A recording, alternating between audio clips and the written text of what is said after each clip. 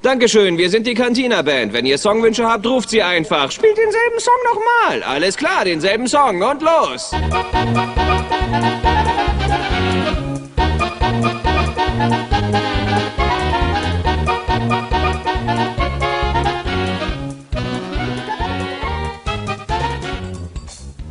Hoi miteinander. Saluti zusammen. Saluti. Wie geht's, wie steht's? Was läuft so bei euch? Hä?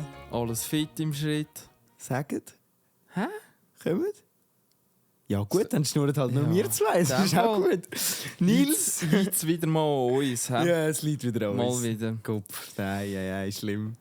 Nils, wie geht's dir? Wie steht's? Ja, eigentlich gut. Ich habe seit langem mal wieder richtig grusigen Muskelkater. Also vor allem in den Beinen, weil das habe ich gestern auch schon kurz im privaten Rahmen erzählt.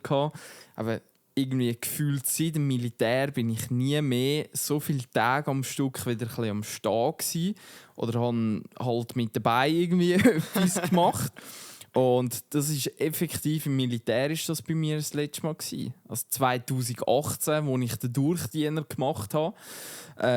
Und seitdem bin ich irgendwie nur noch am Hocken. Ja, und dort haben wir ja auch mal drüber geredet. Am Schluss war ja das dort auch nur noch Hocken gewesen, oder? Ja. Also das Abhocken von der Zeit. Genau. Aber dafür die geilste Zeit von meinem Leben gewesen. Ja, das glaube Einfach ich. nichts machen, Animes schauen, geilen Lohn am Schluss des Monats bekommen. Ja. Und einfach fressen, wird für dich kochen. Du musst nichts studieren, Kopf abstellen. Ja, gefühlt. Also jetzt, ich, wo gerade die Rechnung bekommen habe für das Militärding, weil ich Doppel-UT bin, hätte gescheiter als Militär gemacht. Ja. Nein, also Durchdiener vor allem, weil das ist damals gar keine Option für mich. Aber jetzt, wenn ich das so höre, weil du musst nicht in den Weg haben, oder? Nein, mit dem musst gar Durchdiener. nicht. Es gibt ja eben RS und dann WK, bis du deine Diensttage so abgearbeitet hast. Oder du machst den Durchdiener und dort hast du alles gerade an einem Stück tust du alles absolvieren. Dafür musst du irgendwie 3 Wochen länger ins Militär. Also so, Okay. ich glaube, mit WK musst du 280 Tage. Ja. Und im Durchdiener hast du 300 Tage. Ja, krass. Also, Und bei mir sind es 3% am Ende des Jahres. 3% auf den Steuersatz, den sie erheben. das ist hure viel. Ja. Und ich denke, ja, easy, weißt du, die haben mir gesagt, ja, 400 Stutz ist der tiefste. Und solange du nicht mehr verdienst, bist du drinnen. Stimmt auch. Aber viel mehr musst du nicht verdienen, bist du schon wieder draussen. Und jetzt bin ich schon bei 650 gewesen, obwohl ich eigentlich auch nicht viel verdient habe. Ja, also wenn ich viel verdiene, das ist einfach 3%. Das ist schon grusig. Das ist schon grusig, ja. Also es ist grusig, wenn du wenig verdienst und es ist grusig, wenn du viel verdienst. Ja, es ist beides grusig. Aber am Ende des Tages ist es... Also, ich sage jetzt mal so, die letzten Jahre, wo ich nicht gehen musste und auch nicht viel zahlen musste, hat sich das 3-mal gelohnt. Für mich. Aber mit der Zeit wird es natürlich teurer. Also eben, wenn du mehr verdienst, wird es teurer. Und dann ist das auch nicht mehr so nahe, die Zeit, die du in dem Sinn gewonnen hast mit dem. Ja. Aber es ist okay. So. Ja. Ich weiss gar nicht, hättest du denn jetzt, Stand heute, noch die Möglichkeit, zu sagen, so, ich bin jetzt nicht mehr Doppel-UT, warum auch immer. Nein, ich glaube Ich gehe jetzt nicht. ins Militär. Nicht die Gründe, wieso ich Doppel-UT dann gemacht habe. Also, ich bin ja gefragt worden. Mich haben sie gefragt, so, sie haben mir gesagt, in der Sani sehen sie mich nicht. Und dann haben sie gesagt, entweder Infanterie oder halt weil ich halt alles angegeben und noch ein bisschen übertrieben und so. Und ja, durch das habe ich mich dann gesagt, nein, wenn ich nicht Sani machen kann, dann mache ich gar nichts. Und dann habe ich gar nichts gemacht. An Doppel-UT und ja, bin dann wieder heimgegangen an diesem Tag. Aber es war ja ein zahlter Tag. Ja, Dort hast du ja aber ich irgendwie habe ja nicht gearbeitet, dass ich im Studium war noch. Aha. Ich bin dort also vielleicht Halbzeit. Ich glaube, es war sogar ein Tag, wo ich frei hatte. Ja. Ja. Sad. Aber ja, nu, ist gleich. Viel Geld hätte ich dort auch nicht bekommen an diesem Tag. Ja, also mit dieser EO hätte es, glaube ich, irgendwie 60, 70 Stutz oder so gegeben. Ja. Also No. besser als nichts, Besser aber als nichts, ja. wirst auch nicht Millionär mit diesen 50, 60, 70 Stutz. Das ist schon so. Naja. Ja. Ja, also Muskelkater ist bei mir eben seit dem Militär. Das ist vielleicht auch noch ein lustiger Fakt. Im Militär in den ersten 3, 4, 5 Wochen habe ich, und ich bin ja nicht fest, also ich habe nicht irgendwie zu viel Kilo oder viel zu viele Kilos rund um Tripli herum, aber in den ersten 4, 5 Wochen im Militär habe ich 9 Kilo abgenommen. Krass. Also ich bin ja sonst Ja. 1,83 Meter gross und immer so etwa zwischen 80 und 83 Kilo. Je nachdem, ob ich schon zu Mittag gegessen habe und wie viel das ich getrunken habe. Und wie viele Skijacken das ich anhabe. Aber innerhalb von diesen paar Wochen bin ich einfach auf 72, 73 runtergefallen. Krass. Kilo. Das ist hure krass. Das ist heftig, ja. Aber nachher halt so richtig Brustmuskeln Ja, und ja. Sixpack und das ist alles gesehen. Das ist, Ja, das ist... das ist meine Hochzeit. gewesen. Also das hat einmal ein Kollege mir gesagt, du siehst ja trainiert aus. Nein, ich bin einfach fucking dünn. Aber das ist schon so etwas, wenn du kein Fett hast, dann sieht nicht die Muskeln besser und dann sieht es trainierter aus, obwohl du ja einfach weniger Gewicht hast. Und gar nicht unbedingt mehr Muskeln. Ja. Ja, der ist aber gut. Oder ein weiterer Zaubertrick, wenn deine Brusthaare zum Beispiel, wenn du die Brust rasierst, dann sieht es auch automatisch muskulöser aus. Ja, und da gibt es einen guten Spruch. Je nachdem, wie gross das Hecken ist, wirkt das Haus kleiner. Kann man jetzt daraus machen, was man will, aber ja. Beschreibt das Prinzip relativ gut. Es hat doch früher von Disney «Ab durch die Hecke» hat's doch Ja, einen genau, Film gegeben. ja, Ich voll. habe dort auf dem Nintendo DS habe ich noch Spiele von dem gehabt. Und das war eigentlich ein geiles Spiel gewesen. Boah, ey, ich weiss einfach gar nicht mehr, um was ist es gegangen in diesem Film. Also ja, irgendwie die Menschen, die mit der Tierwelt kollidieren. Und die Hecke steht irgendwie im Mittelpunkt. Also so als Grenze, aber...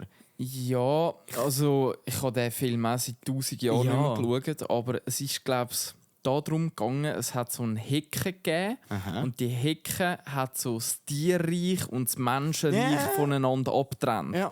Und an dieser Straße, aber es ist Straße, Hecke, Tierreich so gewesen. Und an dieser Straße hat es immer so spezielle Sachen zum Finden, zum Sammeln gegeben, weil halt die Leute Sachen aus dem Fenster rausgerührt haben. Ja. Und mit diesen Littering-Sachen haben, glaube ich, die Tierli dann ein riesen Paradies irgendwie gebaut. Und Urgeil. dort in dem DS-Spiel ist es dann eben auch darum gegangen, irgendwie so alte PET-Flaschen zusammenzusammeln und so. Aber wie dann nachher, also es wird sicher Disney-typisch irgendwie eine Love Story. Ja, genau. Das ist vorprogrammiert. Und dann gibt es irgendwie noch so einen Schreckensmoment, wo einer vom Auto fast touchiert wird, irgendwie so etwas. Auf der Straße zurückbleibt und das Auto oder der LKW kommt so «Tüt!» bremst nicht. er tut Irgendwie nur so. Aber sonst, ich habe keine Ahnung mehr, um was das dort gegangen ist. Lustig. Ich weiss nur noch, die Hauptperson ist irgendwie ein Waschbär, glaube ich. Das kann sein.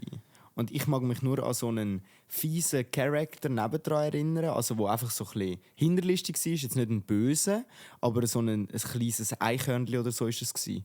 Irgend so etwas. Aber ich habe auch nur so ein Bild vor Augen. Ich könnte nichts dazu sagen, einfach nur... Aber mich erinnert es vor allem immer an Jagdfieber, der Film. Das ist, glaube ich, Ja, einfach aus einer ähnlichen ja, Zeit. Oder so. Weil den habe ich geschaut und Jagdfieber dort ist habe ich auch eben auch geil. ein Spiel gehabt. Das war, glaube ich, mein allererstes Spiel, das ich auf einem Computer gespielt habe. Also nicht auf der PlayStation 1, sondern auf dem PC. Und das war eine CD. Also, da hast du eine CD in den Laptop reingeladen und dann hast du irgendwie... Das war sogar noch der PC von meiner Mami damals, wo sie gearbeitet hat. Dann hast du irgendwie mit dem Elch und dem Bär hast hin und her wechseln und hast so Missionen müssen machen durch den Wald und die Jäger verprügeln, weißt? Das war ein geiles Spiel. Ja, genau. Und ein geiler Film. Ja, und dort hast du so Eichhörnchen schiessen. Der Elch hat so einen Schleuder gehabt, wo er Eichhörnchen geschossen hat. Voll geil. Ich glaube, das Spiel habe ich eben auch gehabt. Kann sein. Weil die Szene mit Eichhörnchen, mit den Steinschleudern schiessen, das kommt mir verdammt bekannt vor. Ja, das sind, glaube ich, einfach so die Spiele, die damals für uns erreichbar waren. Also, oder zumindest bei mir war es noch so, dass wir dort, glaube ich, nur eine PS1 hatten, mit ein paar Spielen, die es halt einfach hatte. Und wenn es ein neues gegeben hat, dann hast du das... Also es hat einfach keine neuen Spiele gegeben, so blöd gesagt. Ja. Und dann bin ich irgendwie an das angekommen. Durch den Film, glaube ich. Weil wir den Film gekauft haben und das war auch drin. Das könnte sein. Aber ja. Magst du dich noch daran erinnern? Ich habe das seither nie mehr nur ansatzweise gesehen. Aber früher hat es in den Cornflakes immer noch CDs und so drin gehabt. Ja, und so Spielzeug und so Shit. Oder Spielzeug, ja. In den Cornflakes. Die ganz kleinen Minidiscs hat es, glaube ich, gegeben. Stimmt. Weil krass. Es hat auch mal, ich weiss nicht mehr, ob Cornflakes oder Kellogg's oder was auch immer. Ja. Aber dort hat es mal so ein Zoospiel gegeben. Und ich habe Cornflakes, ich habe als Kind nie Cornflakes gegessen. Aber ich habe einfach das Spiel wählen, weil das hat geil ausgesehen auf der Verpackung. Ja. Und das Spiel war irgendwie so ein Zoo-Simulator, wo du dann Tierchen hast posten. Und dann hast du deinen eigenen Zoo, so wie Rollercoaster, irgendwie so heisst das Spiel, glaubst, wo du auch so deinen eigenen Freizeitpark baust. Ja. Und dann musst du schauen, dass deine Besucher irgendwie genug Abfallkübel, Güsselkübel haben und so. Anno-Style eigentlich, einfach Inhalt kindlich und ganz klein. Genau. Ja. Und ich habe die scheiß Cornflakes habe ich nur an Mami gesagt, post mir das, weil die Version von dieser CD habe ich noch nicht und dort sind so die tropischen Tiere drin. Marketing hat voll. Also ja, ein richtiges Marketingopfer bin ich dort gewesen. Hat voll gezogen. Als Kind ist man auch total das Marketingopfer. Das ist wirklich so. Kinder sind das Marketingopfer schlechthin.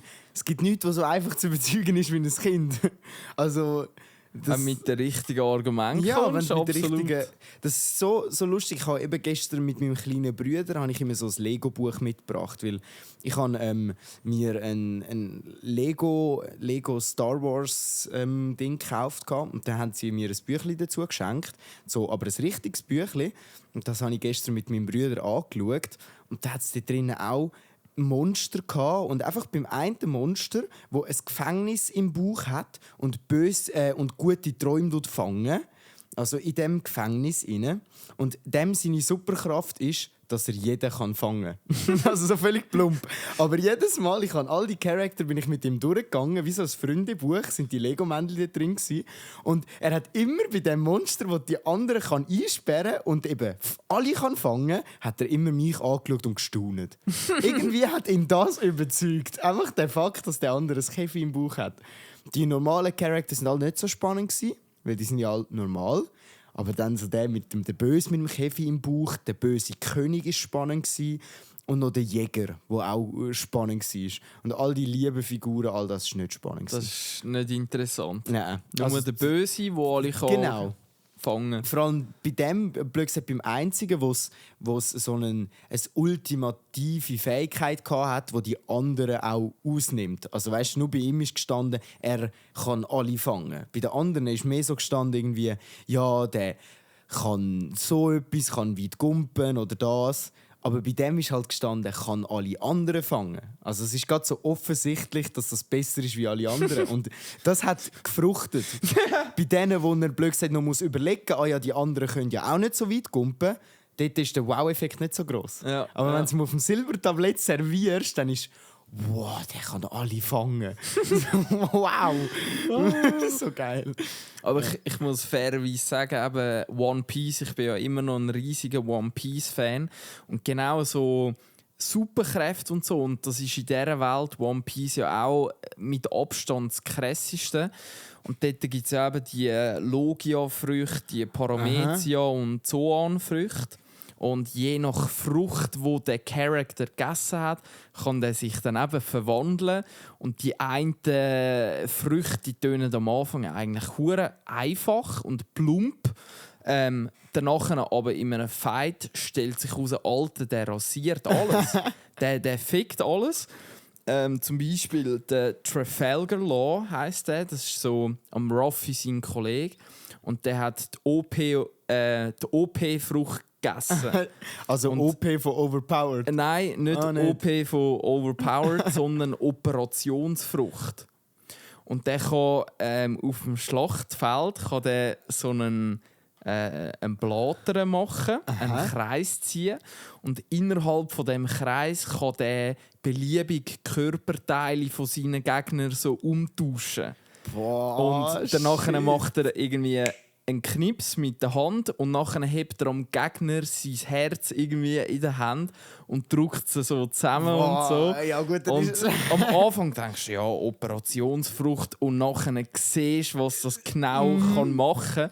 Und dann weisst du, fuck, geil, mach weiter. Das ist so geil, ja, aber das ist wirklich... Ja, der Hut spannend. Ja, und mit solchen Sachen können sich auch noch grosse Kinder faszinieren. Ja, total. Es gibt ja auch den Spruch, Männer bleiben für immer Kinder, nur die Spielzeuge werden teurer. Ja. Können wir, glaube ich, beide zustimmen. Ich würde auch sagen.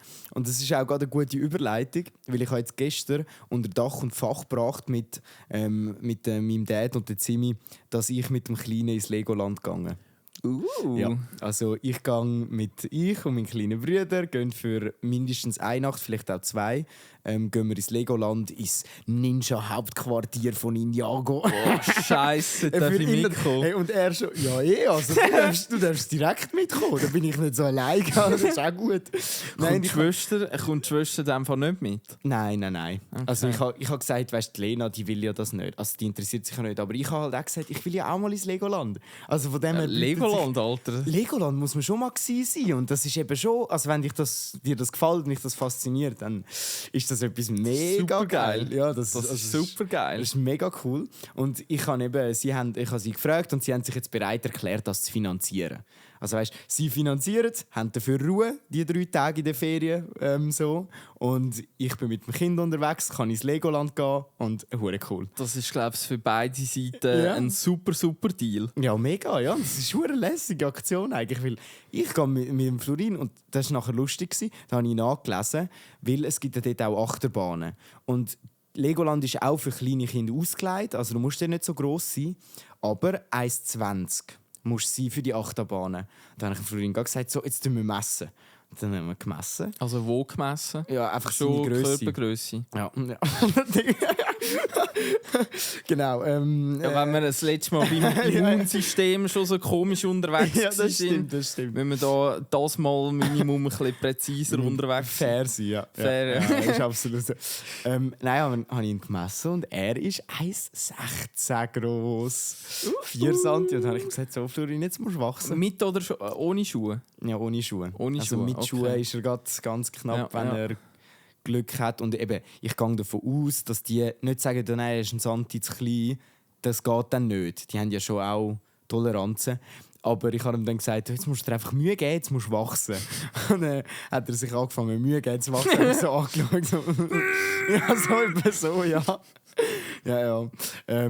Aber das steht auf jeden Fall, das werden wir machen. Ganz geil, ja. Also ich bin als Kind bin ich mit meiner Mami auch einmal ins Legoland gegangen, auch mit meinem kleinen Bruder.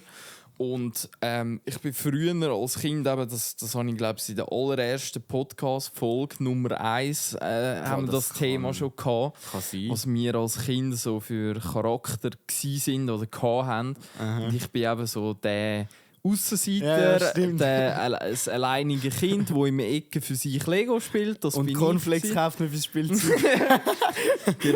Genau. Und das Mami ist mit uns dann auch mal ins Legoland gegangen, weil das ist für mich einfach meine Welt gewesen. Ja. Einfach so grosse Sachen mit Legos, ein bisschen nachstellen, meine Welt abtauchen.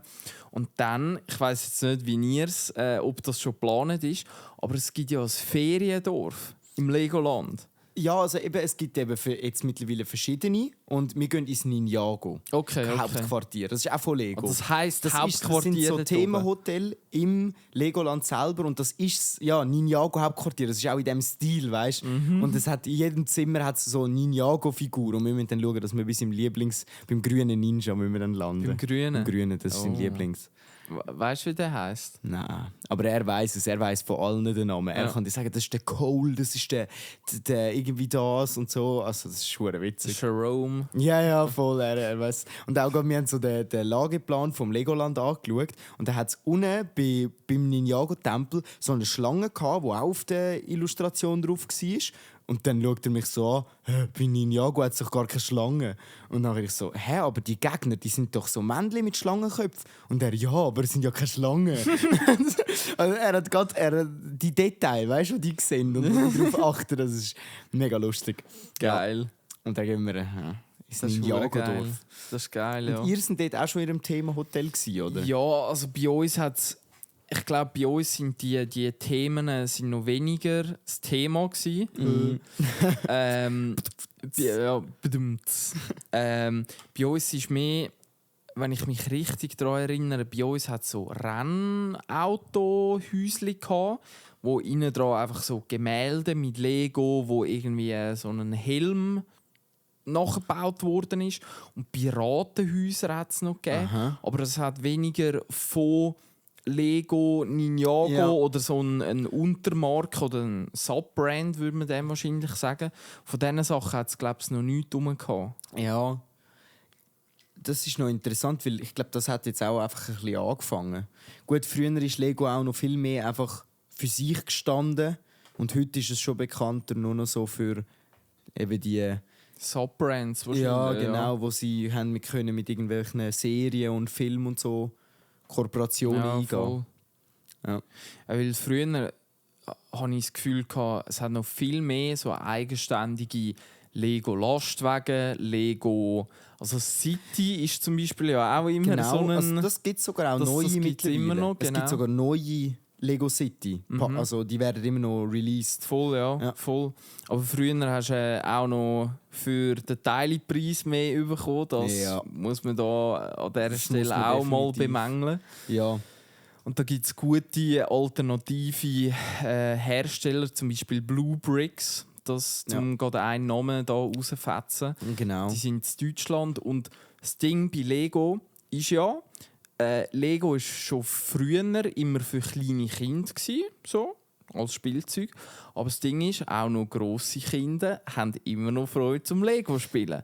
Dann halt viel weniger eben so ein Ninja-Tempel, wo so eben Menschen mit Schlangenköpfen und so, voll. sondern im gehobenen Alter, im reifen Alter geht es mehr darum, eine Mittelalterstadt oder eine Pirateninsel, aber eine grosse, weil du hast ja dann eine eigene Wohnung halt, und du hast Platz. Oder halt eben so einen Gamecube, der dann aufgestellt wird, wo das Lego gebaut ist, oder ein DeLorean oder halt all die Sachen von Star Wars auch. Mos Eisley, wo ich jetzt oft angeschaut habe mit La Cantina, weißt du, mit der Cantina-Band. Das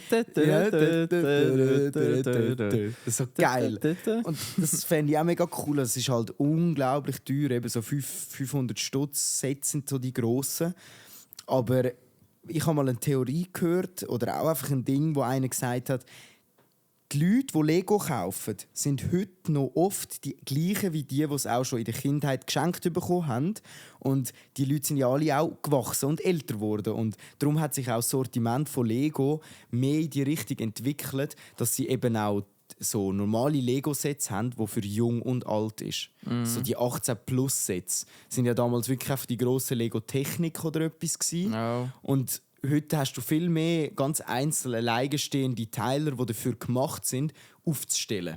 Zum Aufstellen anschauen und mit einem Sprüchli dran oder so. Eben für genauso Leute wie mich, die die dann posten und aufstellen.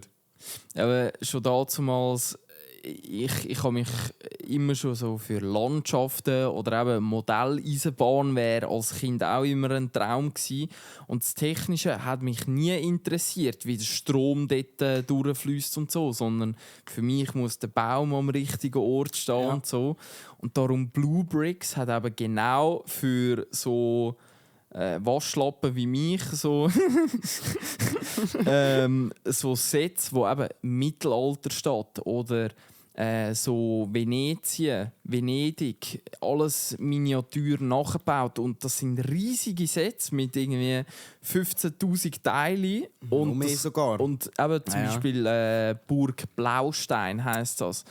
Und dort gibt es so ein Grundset mit irgendwie 12'000 Teilen. Dann gibt es Erweiterungssets 1, 2, 3, 4. Und wenn alles zusammenpostet hast, dann hast du 22'000 Teile. Ja, das ist Und ganz das krank. ist irgendwie das ist 10 Kilo schwer oder so. Ja, ein Modell, ein Burg. Ja, das ist Das ganz finde ich krass. unglaublich geil. Ich finde es auch mega geil. Ich bin auch in den letzten Wochen ein bisschen in die Mock-Welt abgetaucht. Also, es gibt ja noch die Alternative, dass Leute, die selber Legos bauen, die sogenannte Mocks machen. Und dort drinnen hast du dann blöd gesagt, die kannst du kaufen für einen Preis. Hast du so eine grobe Anleitung drin und halt auch alle Teile, die es braucht. Und die kannst du dann gerade direkt über die Seite die bei Anbietern zusammen bestellen. Was aber halt so ist, meistens musst du von verschiedenen Anbietern die Teile zusammen bestellen, weil halt nie ein Anbieter alles hat. Also vor allem, wenn man eben so ein riesen Set bauen will.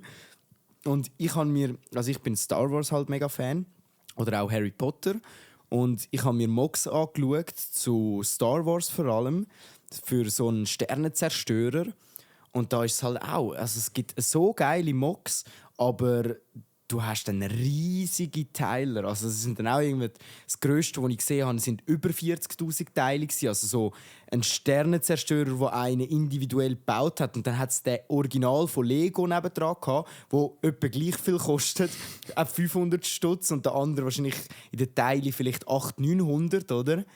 Hey, Dimensionen, also gefühlt 1:10. Also weißt, unglaublich. Also der von Lego ist ein Furz gegen den Mock. Ein Furz gegen den Mock. Ja. Und auch weißt, von der Detailtreue natürlich. Es ist so detailreich und so viel geile Teile drin und alles. Und einfach lässig.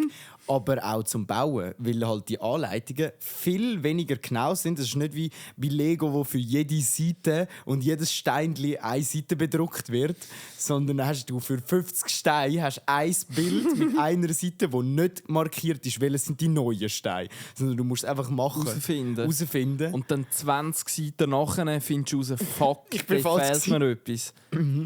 Aber das macht für mich ja genau das ganze Zusammenbauen. Ja, Ich habe und dann das hast du immer eben geil auch gefunden. richtig lang beim Zusammenbauen. Nicht wie bei Lego, wo bei so einem 150 Stutz Set bist du nach 3 Stunden fertig. Spätestens. Und bei so einem Teil für vielleicht, also ich sage jetzt mal, wenn du ein Mock kaufst mit so vielen Teilen oder ein Mock im Wert von 300 Stutz, dann bist du also einen Tag oder länger bist du dran, das zusammenzubauen. Minimum. Von dem her ist es eben schon spannend. Aha.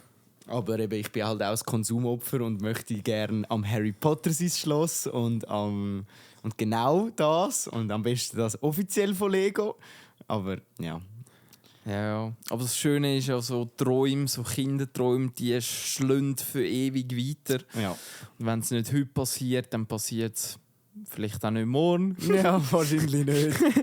Aber dann irgendwann ist übermorgen. Ja, ich habe das Glück, dass ich keinen Platz habe für das Hogwarts-Schloss, weil sonst hätte ich es mir wahrscheinlich schon gepostet. Ja. Aber das ist doch dann gross und auch eben 450 Stutz kostet. Aber es ist auch von den Leuten in den Rezensionen und so, wo schreiben oder auch die Videos darüber machen, Preis-Leistung plus was sie sich überlegt haben, ist eines der besten Sets von Lego, von diesen grossen. Und Seit ein paar Jahren. Ja, seit ein paar Ja. Jahren, genau. Und sie haben ja auch den Hogwarts Express zum Beispiel gemacht, der auch riesig ist. Der ist aber relativ schlecht. Also, der gefällt mir auch nicht wirklich. Der sieht nicht so gut aus. Und darum, ja, keine Ahnung, es ist dann meistens die einen Sets, würdest du zwar gerne haben, dort kannst du aber ein Mock posten, weil es halt von Lego gar nicht gut aussieht. Aber wenn es dann von Lego eben auch noch gut aussieht, dann ist es bei mir schwierig. Ja. Weil bei Lego habe ich dann eben auch alle Männchen dabei, die ich will. Ja. Und das, wenn ich die will zusammenposten beim Mock, damit ich sie auch habe, dann bin ich nachher am Schluss wahrscheinlich mit einem ähnlichen Preis. Bin zwar doppelt so gross, aber bringt mich auch nicht, ich habe ja keinen Platz. Ja. Von dem her, ja. Zum Lego-Tag. Ja, zum Lego-Tag. Zum Lego-Tag. Ja. Aber das sind auch 2 Punkte von meiner Liste, der Lego-Tag. Ah, wirklich? Ja, weil ich an die Geil. Woche mich sehr viel mit Lego beschäftigt. Stimmt, ja. Eben der eine Punkt wäre noch gewesen, dass jetzt Lego ein kleines Hogwarts-Schloss mit nur 1200 oder so Teile rausgebracht hat. Vom Preis natürlich auch mega hoch im Verhältnis, aber das wäre von der Grösse und so wäre es viel passender. Und das bin ich die letzten Tage immer mal wieder schauen, ob es das hat im Sedi. Aber sie haben es nicht. Also das ist, glaube ich, mehr so ein Schweizer Thema, ne? Ja, obwohl, also würde wenn ich auch es sagen. Deutschland heisst, dann ab dann Ja. in allen Verkaufsläden verfügbar und so, dann weisst du einfach, hey, in der Schweiz geht es noch einen halben Monat, Ja. bis es irgendwie rum ist. Ja, ich habe auch gesehen, eben, wir haben es ja mal geschwind angeschaut, man könnte es auch bestellen und dann kommt es sogar noch günstiger. Also von dem her, wenn ich es dann wirklich unbedingt will und sie es jetzt lange nicht haben im Sedi, dann hole ich es einfach, also dann bestelle ich es einfach. Wo ein Wille ist auch ein Weg. Genau. Und das passt dann schön neben meinen Yoda an, wo auf, wie heisst es jetzt? Ich vergesse immer den Namen von seinem Planet, wo der Yoda drauf lebt. Der Sumpfplanet. Ja, genau. Ich kenne nur Tatooine. Tatooine, genau. Tatooine kennt man. Der Wüstenplanet vom Anakin und vom Luke. Genau. Aber Und sonst steht er mit diesen Longhals, wo die Klon Factory ist. du meinst, wie heisst das ist mit G irgendetwas. Warte mal, das ist dort ist ja die Fabrik, wo der Boba Fett. ja, ist doch- also er ist ja der Boba ist der Sohn vom Jango Fett Oder und der Jango. Jango Fett ist der Muster für alle Klone. Ja. So, Ja, vom genau. Ding. Und der eine, einfach der, wie heisst der es ihm beigebracht hat, der am Obi-Wan beigebracht hat. Han Solo. Nein. Der Qui-Gon ist der Lehrer vom Obi-Wan Kenobi und am Qui-Gon sein Lehrer hat damals die Klon in Auftrag gegeben, ohne dass es irgendjemand gewusst hat. Und der Obi-Wan hat es ja dann wieder entdeckt und hat gesagt: Hey Jungs, wir haben eine Armee.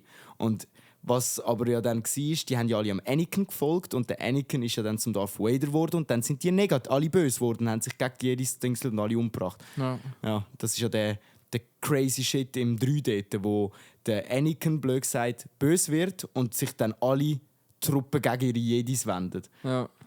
Ist das dort die Szene, wo der Anakin ins Lava reingeht und er so rausgefischt wird Ja, und dann in einen Roboter umoperiert wird Ja, mit voll. der OP-Frucht? ich bin mir gerade nicht mehr sicher. Ob es dann im 4 ist, wo sich alle gegen die wenden. Erst. Oder ob es schon. Nein, Nein, das ist schon im, also schon im das 3 ist ja eben Das von 3 der ist neuen, eigentlich, ja, das letzte von der das neuen letzte Filme. von also von der mittlerweile auch nicht mehr neu, Ja. aber ja, das letzte von der für uns neuen Film und ja. Aber die nachher, die haben doch irgendwie Rogue One und so Ja, geheißen, genau, oder? Rogue One ist einer gsi. Und Marsianer. Nein, du das ist meinst, noch mal du etwas ja, anderes. Marsianer ist etwas anderes, aber du meinst den Mandalorian. Mandalorian, ja, genau. Das ist auch eine Geschichte, also wo Vom nebendran in dem Boba oder Universum vom passiert. Django, oder? Ich glaube eben, ich bin mir nicht sicher, welches es ist. Ich habe es sogar mal angefangen, Mandalorian, die Ja. Serie, aber habe dann nicht weitergeschaut. Das war schlecht gewesen. Also es hat mir nicht gefallen. Aber der Wasserplanet will ich jetzt wissen. Der Wasserplanet, Wir sind schnell am Nachschauen. Der andere Tipp da schön in der Tastatur rum. Ohne Pressure. Camino heisst er. Camino. Also der mit Planet. G. Ja. Ich habe gemeint, der heisst etwas mit G, Camino. aber- Camino, ja. Okay. Camino. Also so im Detail in der Star Wars Geschichte bin ich auch nie drin gewesen. Ich habe einfach den Film habe ich hure gern und geil gefunden, also gern geschaut und geil gefunden, aber ich hätte jetzt nicht genau, ich weiß jetzt nicht. Der Han Solo ist der in dieser eingeschweißten Metalldings und der Obi-Wan ist einfach der G und der Yoda ist sowieso der G. Alter, krass, ich bin gerade auf der Seite Jedipedia gelandet. Ja, also der Obi-Wan ist wirklich der grösste G. Immer mehr. seit alle anderen Filme auch irgendwie er der Einzige ist, der irgendwie immer wieder wichtig ist. Also jetzt ist ja der Luke der alte, weise Jedi. In der neuesten. Aber er ist ja tot jetzt. Das ist ja der Geist, der nachher irgendwie sie, wo jetzt die neue Hauptfigur ist, irgendwie dann am Schluss vom ersten Film auf dieser Insel ist und dem Geist vom Luke begegnet. Irgendwie so, hey, keine Ahnung. Also mein Lieblingscharakter. Oder sag du zuerst rein. Mein Lieblingscharakter. Also, es gibt natürlich, jetzt, wenn wir uns nur darauf beziehen, was die wirkliche Story ist von den ersten 6 Filmen, dann ist meine. Ja, dann ist es wahrscheinlich ganz lame. Einfach der Luke halt, oder der Han Solo. So. Wenn ich aber allgemein schaue, mit allen Theorien, die man außenrum noch gebaut hat und so, dann ist es mit Abstand der Jar Jar Binks. Aber mit Abstand. Jar Jar. Einfach weil Jar Jar. es gibt so geile Theorien, dass der Jar Jar Binks eigentlich alles kontrolliert und der böseste und der wichtigste von allen ist. Weil er ist unglaublich. So auch mit der Macht. Er hat ja so tollpatschige Art und wird nie verletzt, aber zerstört alle. Und es gibt so viele Erklärungen, dass das nur, weil er seine Macht so stark ist in ihm. Und er ist ja auch der Einzige, der immer mit dem Palpatine noch der erste Ding war und so. Mega spannend im Senat. Der Jar Jar ist der auf dem Eisplanet. Nein, der Jar Jar ist der mit den langen Ohren. Aber das ist kein Eisplanet. Der ist auf Naboo. Auf Naboo im See inne haben die Welt. Ja, das ist nicht Eis, ja, das ist einfach Wasser, ja. Ja. Und wie heisst die grüne Schnecke? Du meinst dort, wie heisst er jetzt? Ach Gott. Auf dem Wüstenplanet mit dem Loch. Und mit der Lea, wo die Lea als gefangene Prinzessin. Ja, genau. Ach, keine Ahnung, Alter. Wieso weiss ich das gerade nicht? Ich komme nicht auf die Namen. Du bist in dieser Szene. Ich bin eigentlich... Du bist in der Geschichte drin. Du kaufst von Lego Star Wars. Gut, aber den habe ich nicht gekauft. Ja. Aber gut, vom anderen weiss ich es ja auch nicht, was ich gekauft habe. Ja, keine Ahnung, Alter. Ich kann das nicht. Drauf geschissen. Ihr wisst es vielleicht. Aber wenn man gerade beim Thema so Wikipedia, Jedipedia und weiss nicht was sind, bei mir in der Oberstufe, und das könnte vielleicht, ich wollte jetzt nicht zu fest spoilern, aber theoretisch könnte das vielleicht eine neue Rubrik sein, die wir wöchentlich einführen könnten. Bei uns in der Oberstufe ist Stupidedia. Die ultimative Plattform gsi, wenn wir so Computerunterricht hatten, wo wir so 10-Fingersystem üben mussten, dann sind alle immer auf Stupidedia unterwegs gsi. Und das ist wie Wikipedia. Es ist einfach alles so verdreht und komisch und einfach, dass nichts irgendwie einen Sinn gibt, geschrieben. Geil. Und theoretisch können wir da einfach ab und zu so ein paar Sachen vorlesen. Und wenn du damit einverstanden bist, kann ich da zum Beispiel die Schweiz einmal damit anfangen. Ja, sehr einfach, gerne. weil wir da sehr verbunden mit unserem Vater... Nein, scheisse. Aber wir haben im Militär die Folge ein bisschen angefangen. Stimmt. Also von dem her ist die Schweiz nicht... Kannst du ja mal Schweizer Militär... Schweizer Militär, ja, das ist... Ja. Dann kannst du auch den normalen Artikel lesen. Es kommt aufs Gleiche raus. Ja. Früher im Dingunterricht hat man viel Scheissdreck angestellt. Auf so Dings. Wir haben immer Snake gespielt, alle miteinander. So, jetzt müssen wir einander den Weg abschneiden. Also es gibt jetzt keinen separaten Eintrag zum Schweizer Militär, aber es gibt einen zum Militär. Ich weiss jetzt auch nicht, was da genau auf uns zukommt. Aber es fängt an. Titel Militär. Das Militär, manchmal auch Präventivschlag, ist eine traditionelle Männerveranstaltung, die sich jedoch in jüngerer Zeit und in einigen Teilen der Welt auch bei Frauen und Kindern immer größerer Beliebtheit erfreut. Wer ein Militär veranstalten will, hat meist die Ausübung von Gewalt im Sinn. Diese Gewalt soll angeblich dazu dienen, bestimmte Ziele zu erreichen, erscheint jedoch hinterher meist sinnlos. Das Militär besteht aus Teilstreitkräften, Land-, See- und Luftstreitkräfte. Punkt, okay. Besonders tun sich hier die Schweizer Marine und die Luftwaffe der Elfenbeinküste hervor. Okay. Erwähnt sei hier auch das jüngst veranstaltete gemeinsame Marine-Hochseemanöver der Querachse Schweiz, Österreich, Tschechien, das provokativ in nepalesischem Küstengewässer durchgeführt wurde und als logistisches Paradebeispiel militärischer Logistik internationale Hochachtung findet. Das Militär der Schweiz, von Deutschland und von Israel gilt gemeinhin als unbesiegbar, während das Militär der Amerikaner nur durch den immensen Verteidigungsetat überhaupt was zustande bringt und das Militär von Italien von der Freiwilligen Feuerwehr im Raum Zürich bezwungen werden könnte. Im Zweiten Weltkrieg wurde Europa vom Militär in Schutt und Asche gelegt. Hier haben sich besonders das deutsche, das britische und das amerikanische Militär hervorgetan. Autsch. Ja. Und nachher der zweite Abschnitt, das ist mehr so Flussdiagrammmäßig, haben sie noch Hierarchie des Militärs geordnet nach Befehlsgewalt. Der Oberste im Militär ist der... Warte, ich muss schnell im Kopf mir selber vorlesen. El Poperzo, das ist der alleroberste im Militär. Dann unterhalb von dem ist der George W. Bush. Eine Hierarchiestufe.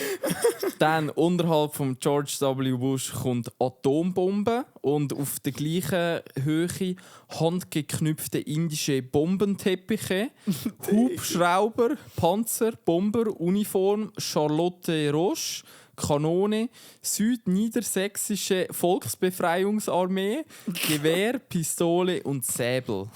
Alter Digga, das ist ja... Genau, und dann unter dem Säbel würde es noch weitergehen mit Kollateralschaden, Wehrdienst und Wachsoldat. Unterhalb von denen Leopard, Tiger, Gasmaske, Ballerspiel und Blackwater. Ja. Und dann irgendwo kommt noch Waterloo und Moskau und Pearl Harbor. Und Alter Digga, die haben einfach alles Scheissdreck, die haben einfach irgendeinen Scheissdreck.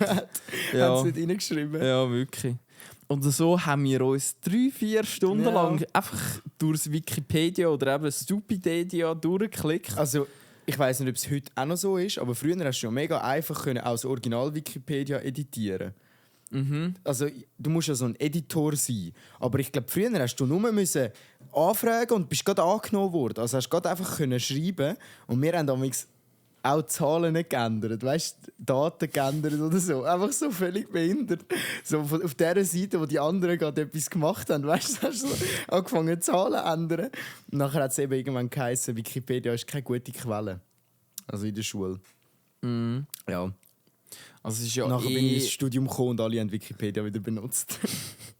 Es ist ja Wikipedia, die Leute, die dort arbeiten, die machen das nur freiwillig. Die verdienen nichts. Und da ist aber, das habt ihr sicher auch schon mal gesehen, also, wenn ihr auf Wikipedia drauf geht, dass oben dran so eine Warnung oder eine Meldung gibt, hey, du uns so einen Kaffee spenden im Wert von 2, 5 oder 10 Franken oder freiwilligen Betrag, wo du dann selber eine Zahl reinschreiben kannst. Und ich bin jetzt nicht mehr sicher, von welchem YouTube-Kanal das war. Möglicherweise Simplicissimus. Kann sein. Weil die Organisation, also Wikipedia, ist, soviel ich weiß, ein Verein.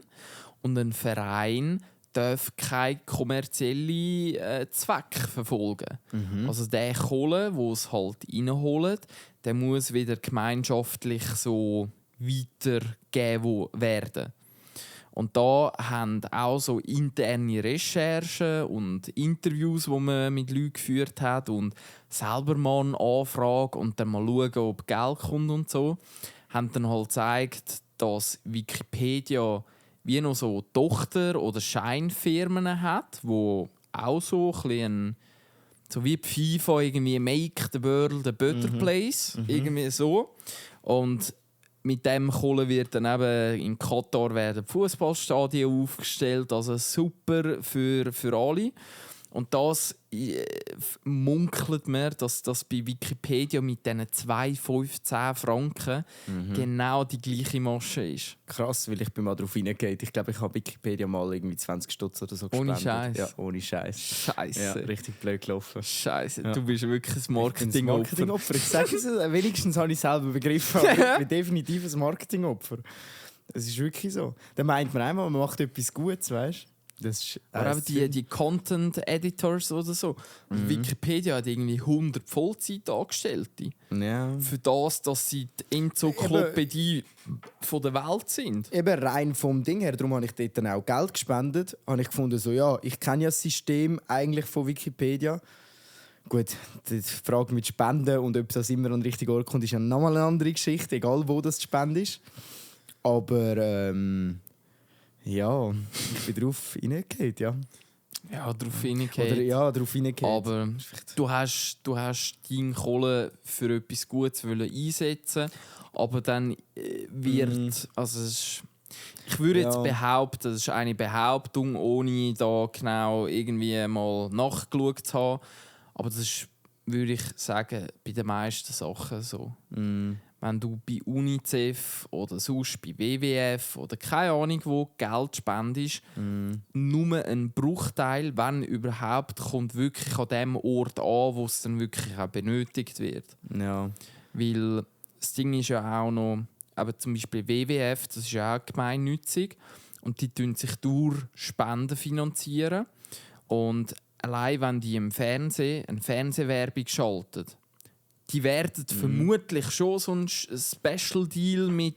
Ja, aber die werden auch müssen zahlen. Aber die werden dort für die Fernsehwerbung zahlen. Ja, und ich hatte ja mal einen Dozent, der auch schon für WWF ein Sounddesign gemacht hat, für die Eisbär-Werbung, die wir schon mal angeschaut haben. Das ist noch eine coole Werbung, könnt ihr mal eingeben. WWF Eisbär im Meer. Weil das sieht zuerst aus, wie wenn es ein Eisberg wäre, eine Eisscholle, die am Schmelzen ist. Dann geht die Kamera unter Wasser und dann sieht man, es ist ein toter Eisbär. Und das ist ein mega Kurzclip, aber mega eindrücklich. Und er hat damals für das Audiodesign gemacht und das ist ja hure anspruchsvoll gewesen, weil wenn man es anschaut, dann checkt man das auch, wieso das so anspruchsvoll ist, weil jeder Ton muss richtig sein und so. Und die haben ihm auch ganz normal gezahlt. Also weißt, das ist ja normal, die müssen ja... Und ich sage jetzt mal, wenn ich spende und sie setzen es ein nachher für eine Werbung, ist es ja eigentlich am richtigen Ort. Falscher Ort ist es dann, wenn jemand sich einfach einen höheren Lohn auszahlt, wie er eigentlich verdient hätte. So, ja. Ja. Von dem her... Ja, ist noch ein bisschen schwierig. Aber es gibt, und das ist der Punkt zum Spenden, da kann man das gut auch abschliessen. Man kann überall eigentlich auch an örtlichen Tierheimen oder jetzt nicht unbedingt Zoos, haben wir ja letztes Mal viel darüber geredet, aber zum Beispiel Tierpark, wo nochmal ganz einen anderen Ansatz hat wie ein Zoo zum Beispiel. Da kann man Patenschaften mit Tieren machen. Haben wir mal eine Werbung gemacht für Goldau zum Beispiel. Also es gibt ganz viele Möglichkeiten, spenden und auch, wo es dann am richtigen Ort ankommt, wo es noch in deiner Macht ist, mehr oder weniger das auch zu beurteilen. Ja. Aber sobald du dann halt eben bei so Weltdinger bist, ist es für alle schwer nachvollziehen, wo kommt das Geld an und was passiert genau. Ja, und zum Beispiel hier in Wollerau haben wir, glaube ich, die kleine Hex heisst das. Das ist im Bahnhof unten.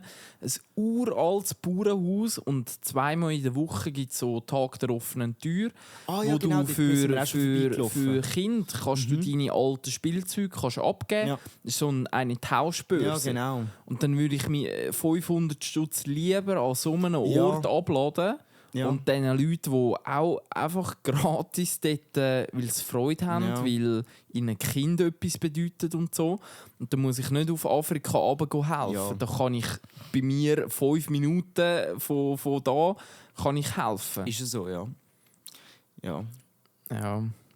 Das ist aber auch, was ist etwa vor 2 Monaten ist das mal das Thema mit, jetzt wird es wieder ein bisschen wissenschaftlich, also wieder gefährlich. Jetzt folgen ein paar ganz viele Fehlinformationen. Also passt auf euch auf. Ja, genau. Mit CO2-Wertschriftenhandel. Das ist ja ein Thema, das auch schon länger in der Politik behandelt wird, das und an und für sich in der Theorie gut kann funktionieren. Weil es gibt einfach Industriebereiche, irgendwie, wenn du Metall schmelzt, dann brauchst du hure viel Energie, um das halt auf 1000 Grad oder wie viel rauf zu beheizen. Und dann schmelzen und dann abkühlen und dann pressen und keine Ahnung was. Und so ein Industriezweig kann gar nicht CO2-neutral. Kann einfach gar nicht. Also eigentlich, egal was du machst, sobald du etwas machst, ist es nicht CO2-neutral. Egal wie viele Bäume für das gepflanzt werden, egal wie viel... Also es geht ja dort darum, dass du nicht etwas, was du erschaffst, nur weil du irgendwo anders etwas machst, das wieder komplett ausgleichst, weil du hast es ja trotzdem produziert. Der Ausgleich sollte eigentlich selbstverständlich sein und wenn man dann noch etwas oben drauf macht, kann man vielleicht von mehr machen, weder zerstören reden. Aber bis jetzt ist ja wirklich du kannst einen Flug buchen, dann kannst du noch 2 Stutz mehr zahlen oder so und dann bist du CO2-neutral geflogen. Und das ist einfach ein Witz, weil du kannst nicht CO2-neutral fliegen, egal was du machst. Geht gar nicht. Es ist nicht möglich, weil du fliegst, wenn du fliegst, wird CO2 ausgestoßen. Punkt, aus Es wird Ende. Kerosin verbrannt. Genauso viel, wenn du die 2 Stunden nicht zahlst oder nicht. Hineinsteigen. Genau, und sonst nicht fliegen.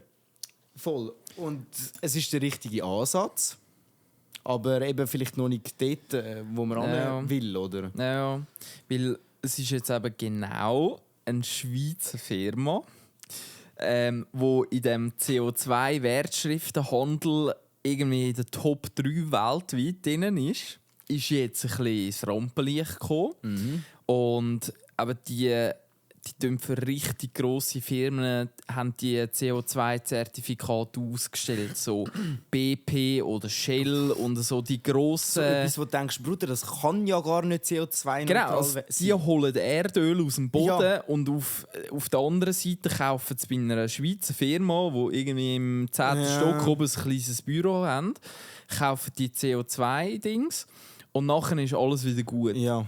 Und da ist, ich meinte, es ist in der Rundschau ist das mal behandelt worden. Oder nein, 10 vor 10 muss ich mich korrigieren. 10 vor 10 war es.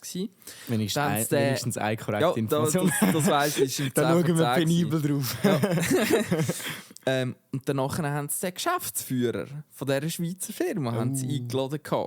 Und vorne haben sie so einen Einspieler abgespielt, wo sie an denen ihre Webseite aufgemacht haben und auf der schreibt es halt, irgendwo in Uganda, Afrika, unterstützen die Bauern, um denen zu zeigen, wie man aufforsten und Bäume pflanzen und weiss nicht was.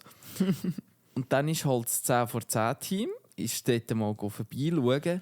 Und es war einfach wüstig. Du hast schon, es sind so Steckchen, sind im Boden gesteckt und mit viel Fantasie hat man sich vorstellen, da ist mal ansatzweise etwas ausprobiert worden. Es sind mal 10 Leute gekommen und haben ein paar Stöckchen verteilt. Genau, einfach im Boden hineingesteckt, dass man etwas gemacht hat, aber du kannst halt nichts, irgendwie, es ist einfach zu trocken oder keine Ahnung was. Gut, wenn sie von den Schweizer bauen lernen, dann machen sie es so. Anfahren, baust das Zeug alles stehen und ein Jahr nicht mehr kommen. Oder?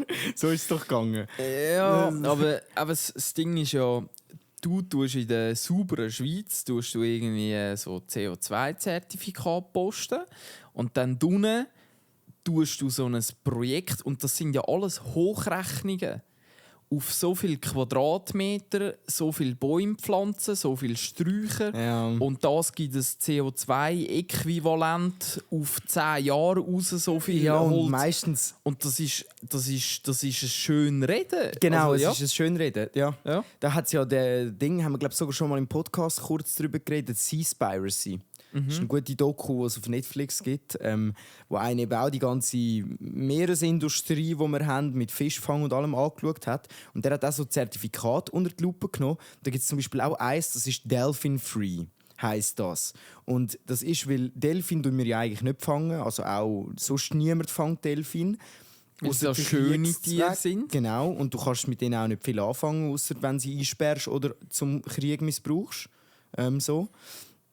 Aber sie sind Beifang. Sie werden ganz oft essen die halt das, was wir auch essen. Das heisst, wenn man das alles fängt mit diesen riesen Schleppnetzen und so, landen dort auch Delfine drin und die sterben dann. Weil Delfine sind auch Säugetiere, die brauchen auch Luft. Also wenn die in so einem Netz hängen, dann versticken die sich.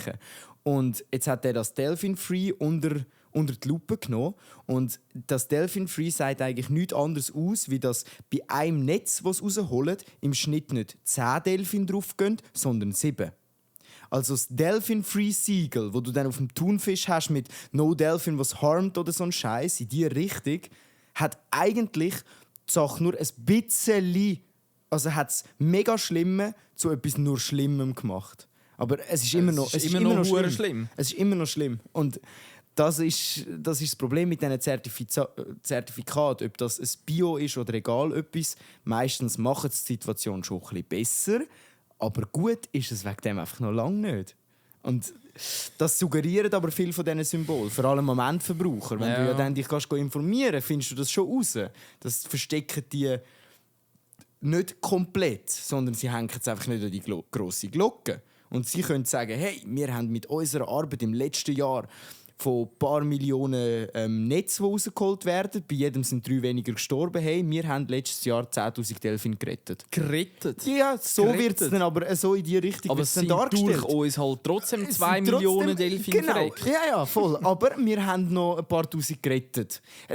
Ja, das ist der Ansatz von so Sachen. Und das ist eben, es ist so, auf die einen Seite ist es ja eine gute Sache, aber auf die andere Seite ist es nicht das, was es eigentlich sollte sein. Ja, als das, was verkauft wird. Ja.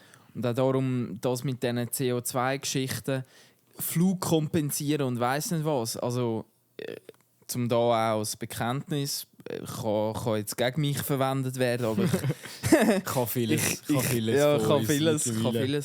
Aber ich habe noch nie bei Digitec oder weiss nicht was, habe ich da eben auf den nächsten Franken aufrunden, um einen Baum zu pflanzen oder so. Weil viel eher muss ich mir die Frage stellen, brauche ich das überhaupt? Ja. Oder landet Ja. es bei mir dann nachher 2 Wochen später im Ja. Kasten oder im Güssel oder sonst etwas? Also total. Und wir haben es ja vorher gerade auch davon gehabt, ich bin ein Konsumopfer. Aber ich bestelle eigentlich nie etwas im Internet. Ich habe mein Leben lang das nie gemacht, nicht geshoppt im Internet, es mal ausprobiert als Jugendlicher. Aber wenn ich mir etwas poste, kann ich mir das irgendwo posten. Aber auch Kleider oder so, ich würde das nie im Internet bestellen. Einfach weil der ganze Rattenschwanz, der mit dem verbunden ist, nur weil ich im See nicht die Auswahl habe, die ich im Internet habe. Eben, oder wenn es dann halt das Lego-Schloss nicht gibt, dann bestelle ich es im Internet, weil es einfach nicht gibt. Aber das Internet ist immer die letzte Lösung, um die ganze Welt zu schiffen. Und darum, ich finde das gar nicht falsch, dein Ansatz. Viel eher, also ich meine eben, die 2 Fränkli machen dich nicht zu einem besseren Mensch. Nein. Aber wenn du viel bewusster auf deinen Konsum achtest, da kann man dann davon reden, dass das einen positiven Effekt auf dein Karma hat, sozusagen. Also jetzt, um das irgendwie formulieren können. Aber da bin ich voll bei dir und ich denke auch viele Leute sehen das ähnlich. Also lieber kaufst du es nicht, wenn du es nicht brauchst, anstatt dass du findest, ich kann ja CO2 abdingseln, ich habe ja gar nichts. Eigentlich habe ich nichts bestellt. Eigentlich ist es wie wenn ich nichts bestellt hätte. Das ist für mich eben so der Fehler in dieser Denkenshaltung. Einfach, ich brauche das jetzt und sofort und einfach ich brauche das. Ja, Aber du und brauchst es eigentlich gar nicht. wir haben ja eigentlich, mittlerweile sind wir wie so einem Schwebestand. Wir haben erkannt, dass unser Konsum allgemein auf der ganzen Welt irgendwie nicht funktioniert, wenn wir gleichzeitig nachhaltig sein. Es haben alle begriffen, es möchten aber irgendwie alle auch weiter konsumieren. Also haben wir uns irgendetwas gemacht, wo uns jetzt einfach das Gewissen beruhigt. Als Kollektiv, als Menschheit haben wir das einfach gemacht. Wir verarschen uns selber. Wir verarschen uns selber, gegenseitig. Ja. Aber zum Glück gibt es ja noch ein paar Leute, die aufgewacht sind und nicht auf der Straße kleben. Das sind die grössten Opfer. Also ganz ehrlich, Ja. also, es hat doch in Deutschland irgendwo in einem Porsche-Museum oder VW oder Porsche oder irgendwie so ein Museum. Und danach war Freitagabend und das Museum hat dann halt gleich mal Feierabend gemacht. Und dann hat sich dort einer halt auch mit Sekundenkleber angeklebt. Und danach ist dort der Museumswärter nachts im Museum ist dort durchgelaufen. Und dann hat er gesagt, ja, was machen Sie da am Boden? Ja, ich habe mich angeklebt. Ja, aber Sie, wir machen jetzt Wochenende. Ich mache in 5 Minuten mache ich die Tür zu. Und der ist dann einfach gegangen. Der hat den Klimakleber dort am Boden kleben lassen. Weil für das war er ja dort. Ja. Er hat sich angeklebt, um halt Macht das? Viel Spaß. ein Statement setzen, sagt man. Also. Und danach Und vor allem wortwörtlich, die haben das wortwörtlich genommen. Und dann über das Wochenende war das Museum halt dann einfach zu gewesen. Und der hat halt nichts zu essen, kein WC und sonst. Und nachher hat er am Notfall müssen anrufen, an der Ambulanz. Und dann ein Museum aufmachen. Und dann ist irgendwie die Hand... Der Sekundenkleber ist auch nicht gut für die Haut. Nein, das ist total krass. Also es ist hure aggressiv und so. Und danach hat es noch Sachbeschädigung am Boden gegeben und weiss nicht was. Und das ist voll, also für mich, aber ich verstehe ja das Thema mit dem Konsum. Und man muss bewusst, in meinen Augen bewusst konsumieren. Unbestritten. Und man muss auch auf das aufmerksam machen. Genau. Aber danach am Freitag am Abend in ein Museum hineinzugehen, wo dann niemand dumm ist und dann an der Ambulanz als letzten Notfall irgendwie anrufen. Fragwürdig, ob das die Welt jetzt wirklich besser gemacht hat ja. oder ob da jemand ein Statement. Da lacht ja jeder nur drüber. Genau. Also, Oder auch bei uns in der Schweiz gibt es ja, ich weiss jetzt den Namen nicht mehr, ich habe der hat doch auch der bekannt ist von der Schweizer Klimaszene. Und der ist auch schon etwa im Fernsehen gekommen, so wie Polizsendungen und so. Und dann hat er dann ein paar Wochen nach seinem letzten Auftritt hat er dann auf dem Insta halt gepostet, ich bin gerade in Mexiko in der Ferien. Oh wow, ist das schön. Und so mit dem Ananas-Shake und weiss nicht was. Und dann weisst du einfach, das ist so etwas von doppelmoralisch. Ja. Da in der Schweiz predigen, Allen er sei der anderen Beste sagen- und wir müssen auf alles verzichten. Und dann, aber selber nicht darauf verzichten. dann fliegt er einmal um die halbe Welt, dort, um ein bisschen den Arsch zu brünen. Ananas, ja. Nein, also es ist wirklich die Doppelmoral, wo einfach dann halt auch das ganze Thema wieder in Seich zieht. Also es hat ein paar Clips gegeben von der Gamescom, wo die militante Veganerin angestanden ist und ihre Rede gehalten hat. Und dann fangen die 11-, 12-jährigen Kinder an, im Chor schreien, «Halt die Fresse, halt dein Maul» und so. Weißt du, alle Kinder. Das hat denen ja keiner gesagt. Aber sie hat mit ihrer Art und Aktion angebracht, dass 11-jährige, unschuldige Kinder sie hassen und nicht zuhören, was sie erzählt, sondern genau das Gegenteil. Also, Ja, die sollen lieber bei OnlyFans bleiben. ja, die sollen dort weitermachen. Es ist wirklich so. Nein. Hat sie vermutlich mehr Erfolg. Wahrscheinlich schon, ja. Nein, aber das ist auch halt so ein Beispiel, wie das zum Teil auch einfach kann nach hinten losgehen. Ja. Aber ja. Bewusster Konsum ist da, glaube ich, so die Moral von der Geschichte. Ja. Eben CO2-Abgabe zahlen und dann kannst du machen, was du willst. Ja, Scheissdreck. Ja, es Also- ist wirklich so. Das hat, wie heisst der der deutsche Muskel, der auch mit der militanten Veganerin dort im Interview mit dem Leroy war. Ja, heute bin ich mit Namen ganz schlecht, keine Ahnung. Aber der Muskelprotz, der eigentlich schon aussieht wie ein Stück Fleisch. Also genau. Ein Steak. Er sieht aus wie ein Steak. Ja, genau. Ja.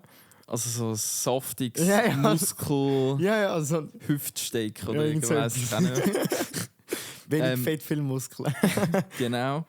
Und der hat eben auch mal gesagt, der einzige Weg, wie du eben so klimaneutral und so kannst werden, ist, du darfst nicht mehr leben. Mhm. Also du musst dir eigentlich, also das soll jetzt kein Aufruf sein, aber du musst sterben, damit du keinen Einfluss auf deine Umwelt mehr hast. Ja, und es ist natürlich auch ein Argument, das auf die extreme Seite erst dann zurückkommt. Wenn die andere Seite so extrem kommt mit zack, dann musst du sagen, ja, wenn du das so extrem siehst, dann müsste ich ja weg sein. Ja, korrekt. Das ist natürlich kein unbedingt faktisches Argument, aber es zeigt relativ gut, wie die Dynamik oder was in der Dynamik falsch läuft. Und das hast du ja bei ein paar Themen. Das ist ja nicht nur bei so etwas, also nicht nur bei Essen von Fleisch, sondern zum Beispiel auch beim Dicksein.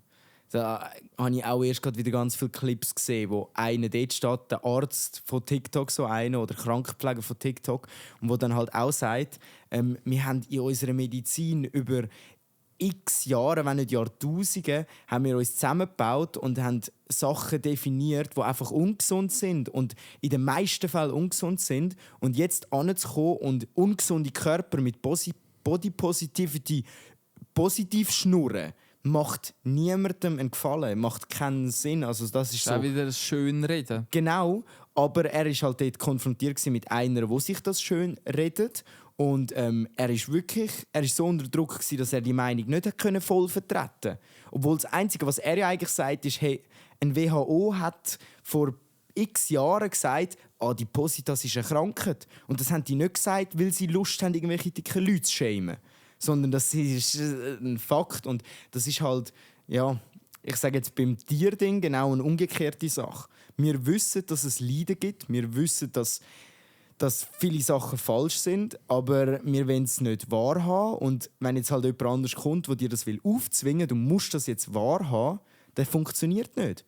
Auch wenn der Arzt kann der Dicken nicht erklären, dass sie ungesund lebt, wenn sie das nicht glauben will. Und genauso wenig wird jemand, der den ganzen Tag rumchattet und keine Ahnung, was jedes zweite Ding ein Steak isst und weiss auch nicht was, genauso wenig wird der jetzt einfach ein Lichtchen aufgehen und sagen, ja stimmt, ich bin komplett falsch.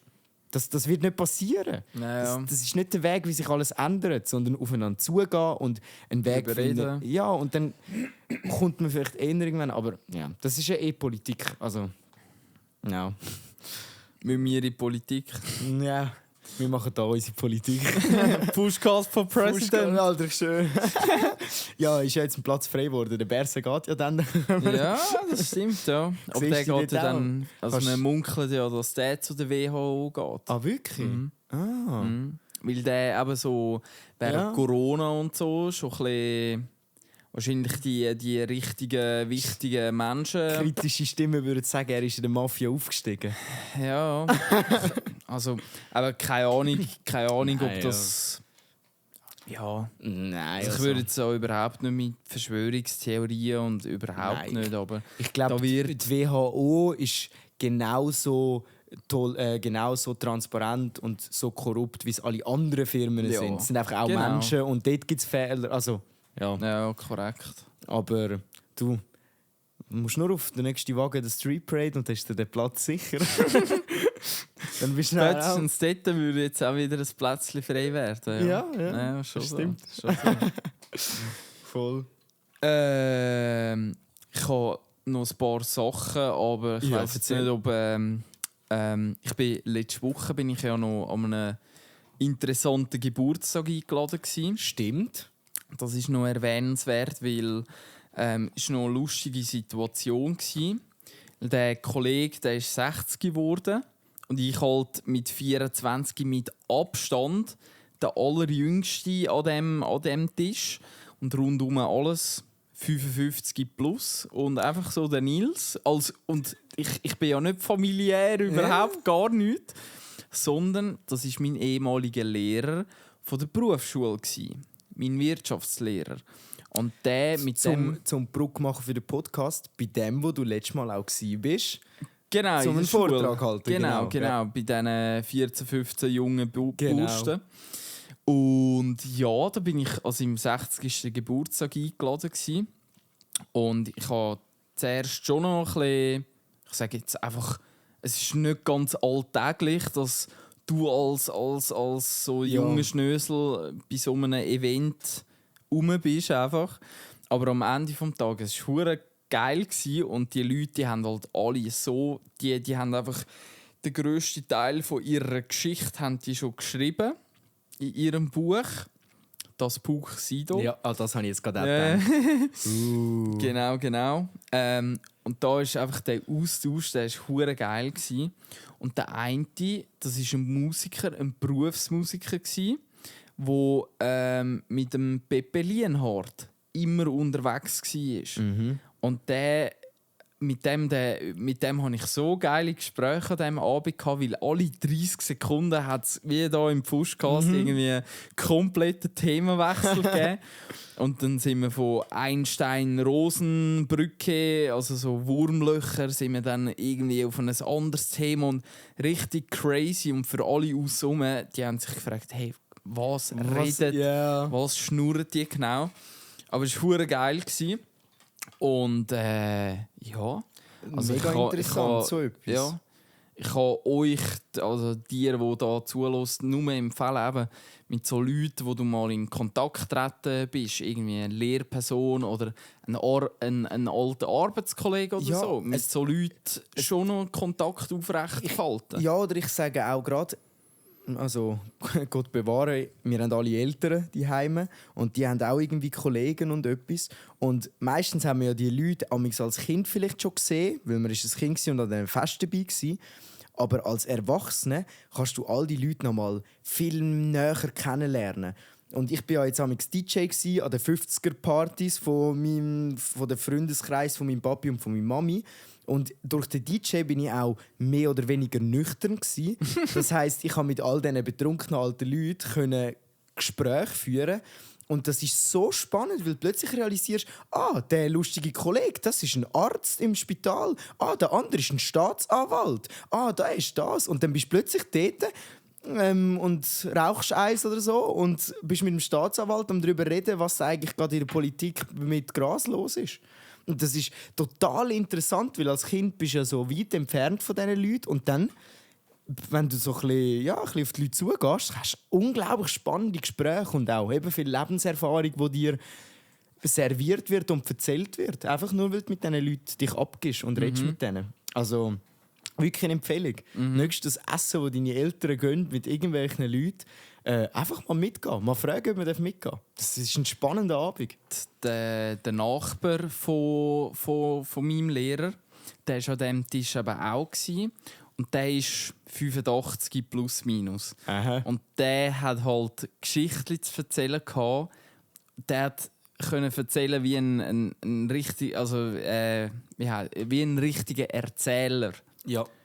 Hat der Geschichten verbreiten und er hat dann erzählt, er und sein Kollege, das muss eben vor ungefähr 60 Jahren gewesen sein, sein Kollege und er gerade 18 geworden und sein Kollege, der ist aus gutem Haus gekommen und die haben auch ein bisschen Geld auf der Seite gehabt. Und darum hat der Kollege auf den 18. Geburtstag gerade so einen fetten amerikanischen Range Rover oder so etwas. Ja, irgendwie ein General Mustang oder GMC heissen die, glaube ich. GTI, oder? Nein, GMC heissen die, glaube ich. Hey, keine Ahnung, Autos oder bin Cadillac, ich einfach irgendwie so ein Ami-Karre, das Cabrio.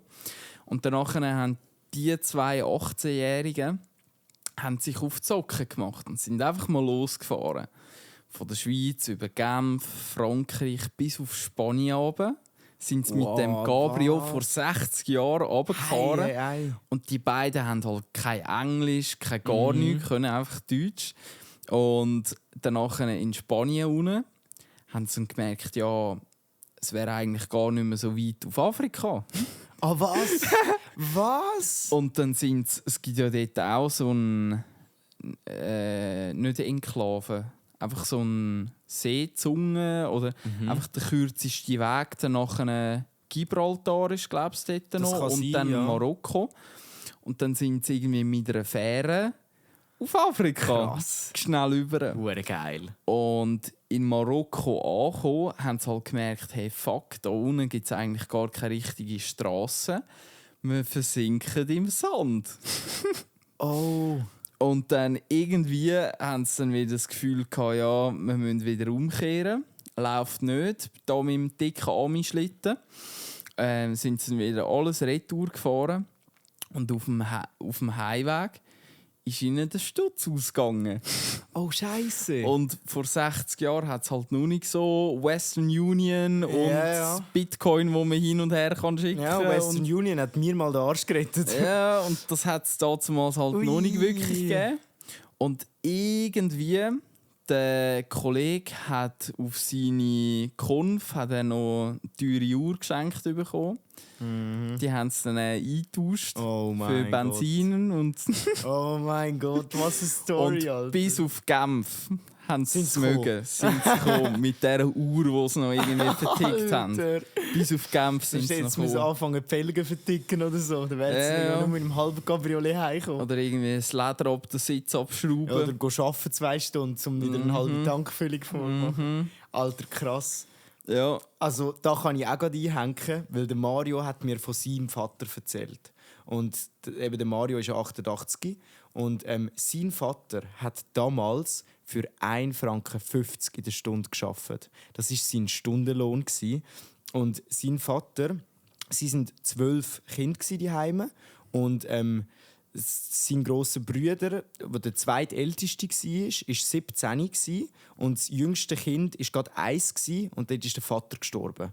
Und hat die ganze Familie mit der Mami und diesen 12 Kindern, das älteste war 19, der zweite war 17 und der Rest, alles drunter, alleine in Andiast oben gelassen. Und die waren dort in diesem Bergding oben. Der Mario hat nur gesagt, hey, eigentlich ein Wunder, dass sie nicht verhungert sind. Ja. Und der 17-Jährige, sein grosser Bruder, weil der andere ist irgendwie schon weg war, oder das ist er nicht so drauf eingegangen, der war auf jeden Fall kein Thema gewesen. Aber der zweitälteste hat dann mit 17 die Familie übernommen. Und hat mit 17, blöd gesagt, 10 andere kleinere Geschwister plus das Mami unterstützt und ist darum ab dem Moment immer am Arbeiten und so. Und hat darum auch nie richtig etwas gelernt. Und mega krasse Geschichte erzählt, eben damals für 1,50 Franken auf die Stunde gearbeitet. Und einfach heftig, weil damals hat es keine Hilfe gross gegeben oder etwas. Das ist einfach, die sind einfach allein gewesen.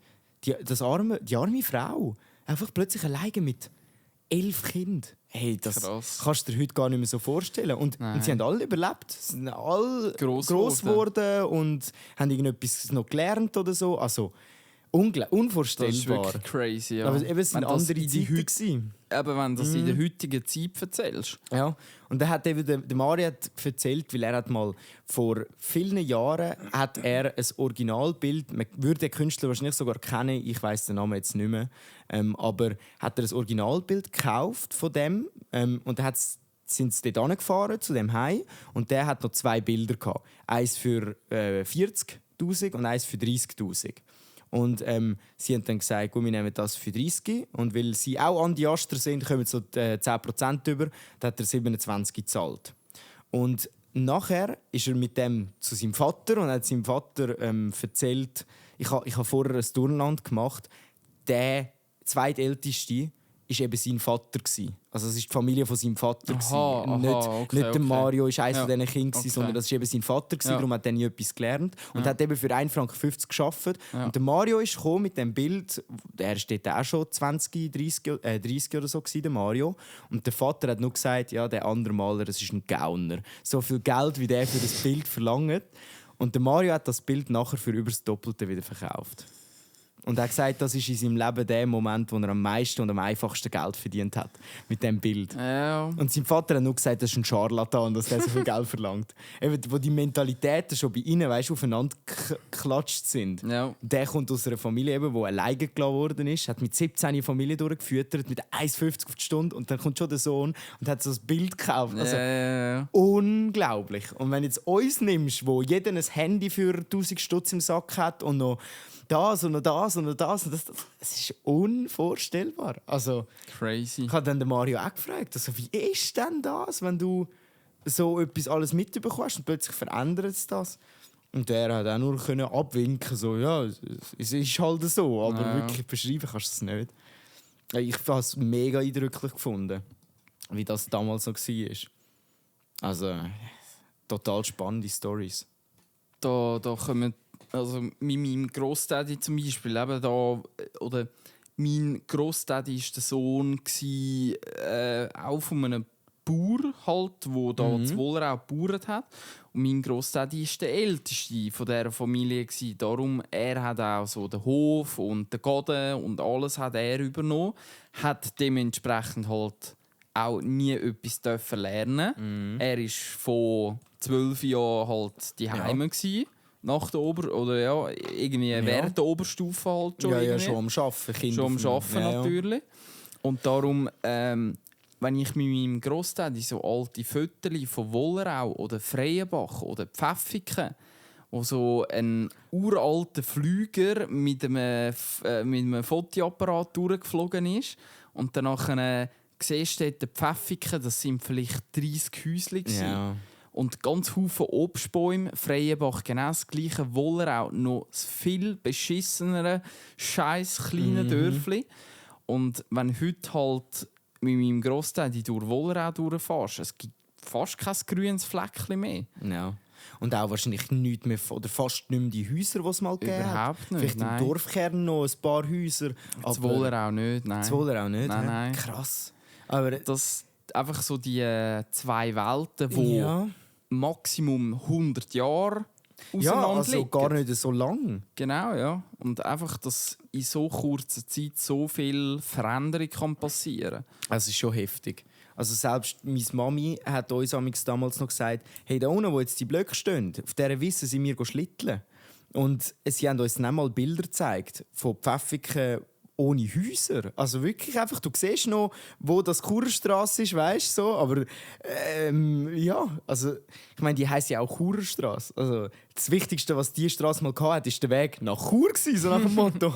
Und hast auch, das Einzige, wo ich das erlebt habe, an meinem Lieb in Pfäffiken, es hat mitten in Pfäffiken hat's ein Bauernhaus gehabt. Mitten im Dorf innen, alles noch gepflasterlt. Und das haben sie dann auch vor 10 Jahren oder so abgerissen. Und jetzt steht dort eine grosse Raiffeisenbank und noch Büro drinnen sonst.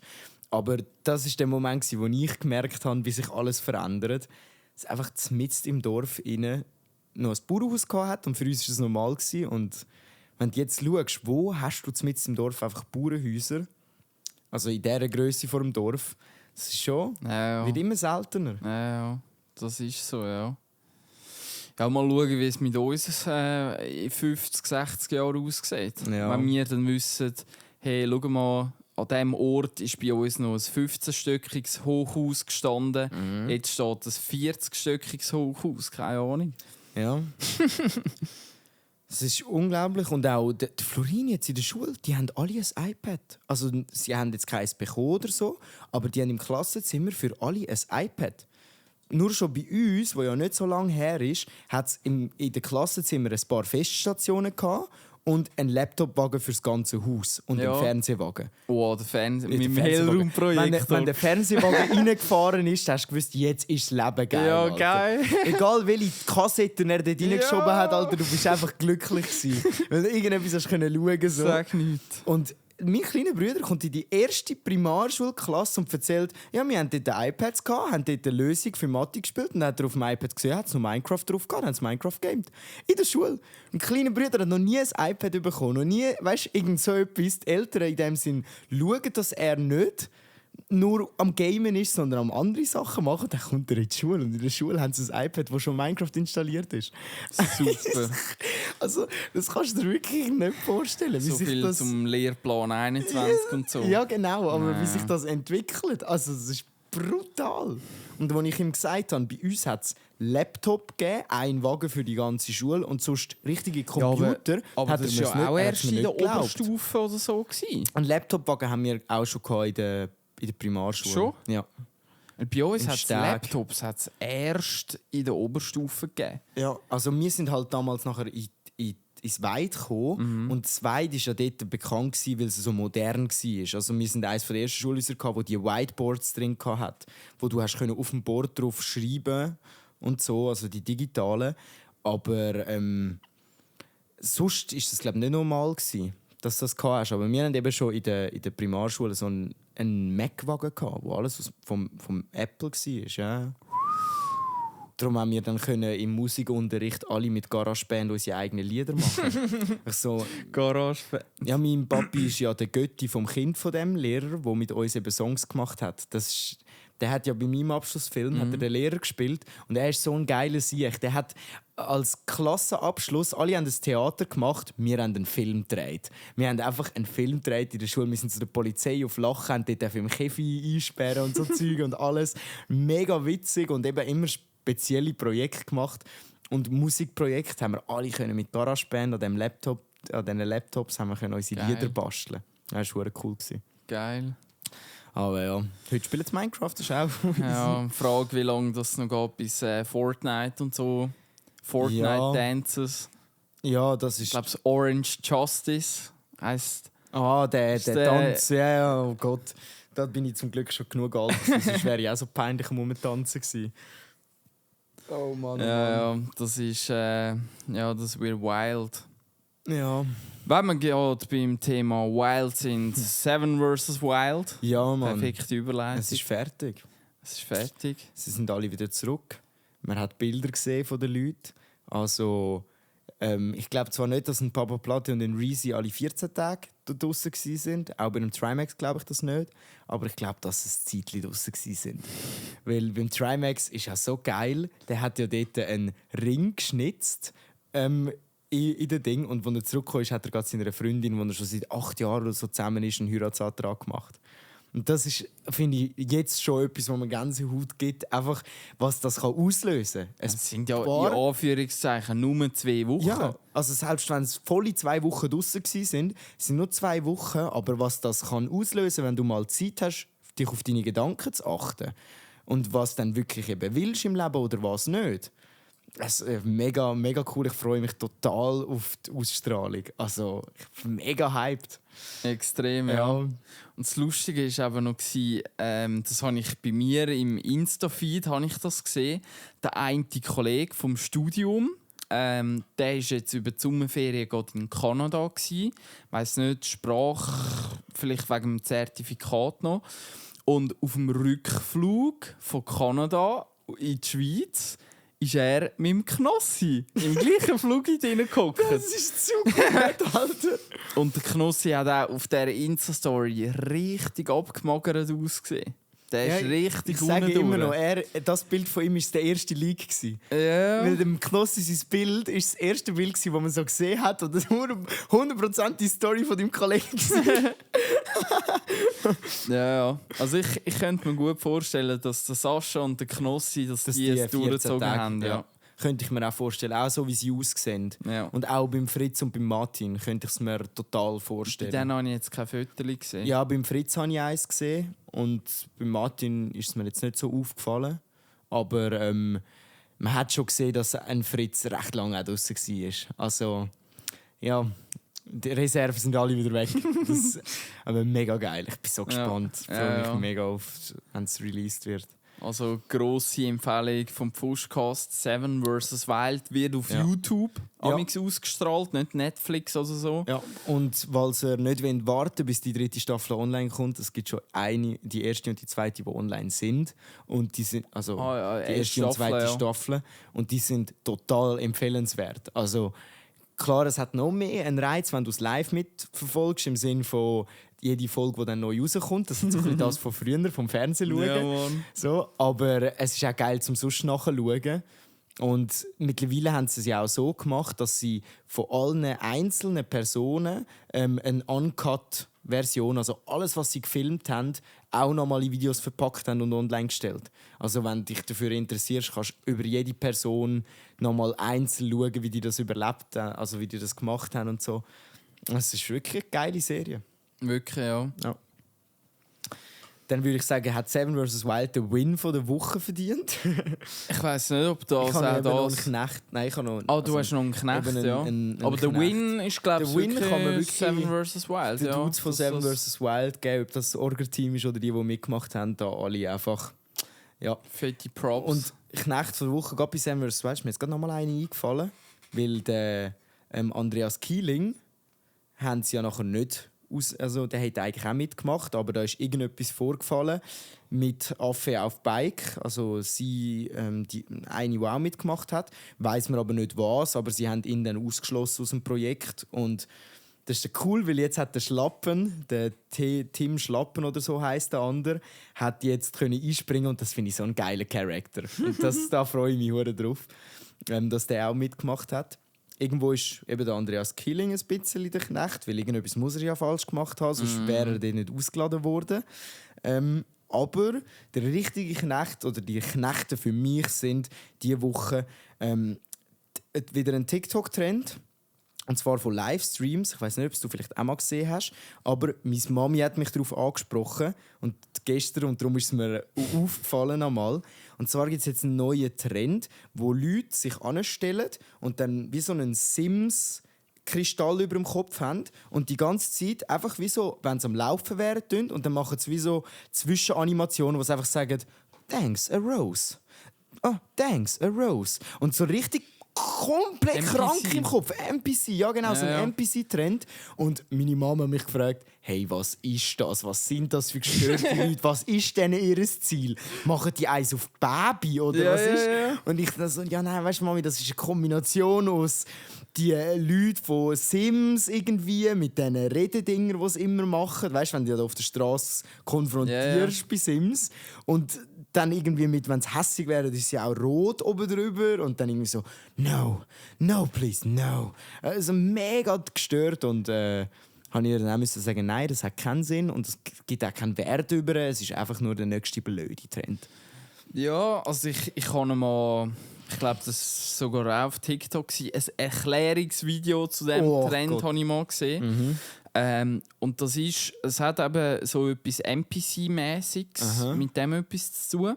Und es geht vor allem darum, dass du mit diesen Rosen und weiss nicht was, dass du eine echte Reaktion vom Gegenüber kannst auslösen. Aber thanks for a rose, thanks for a rose. Und dann aber... er hat wegen mir gesagt. Und das ist wegen mir und keine Ahnung. Früher war es eigentlich so, dass du donated hast beim Streamer, damit er deinen Namen vorgelesen hat, damit er mal deinen Namen gesagt hat. Ja. Aber so hat es ja gar keine Wirkung mehr. Sowieso nicht. Aber da hat es ja auch schon ähnliche Trends gegeben. Das glaube ich aber auf Twitch gsi, wo das ist glaube ich ein Südkoreaner gsi, wo sich während dem Schlafen hat er gestreamt und dann hat er auch so eine Tafel irgendwie aufgestellt gehabt und dann ein $2 Donation gibt der Sound, ein $5 Donation gibt der Sound und der ist halt bei jedem Ton ist der verwacht und hat sich von links nach rechts Und da gibt es heute noch Hunderte, die das auf TikTok machen und so. Aber es kann gut sein, dass das einer von Twitch war, der das angefangen hat. So. Aber der neueste Livestream-Trend auf TikTok, den ich gesehen habe, sind Hamster, die im Kreis so im Hamsterrad rumsäckeln.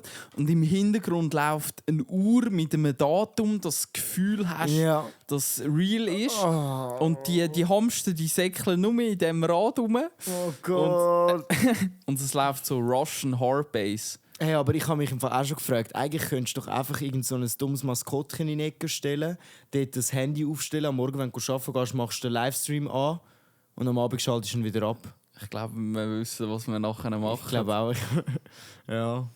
ein paar Rosen sammeln. Ich muss mal mich informieren, ob man einen Kanal umbenennen kann. Ja.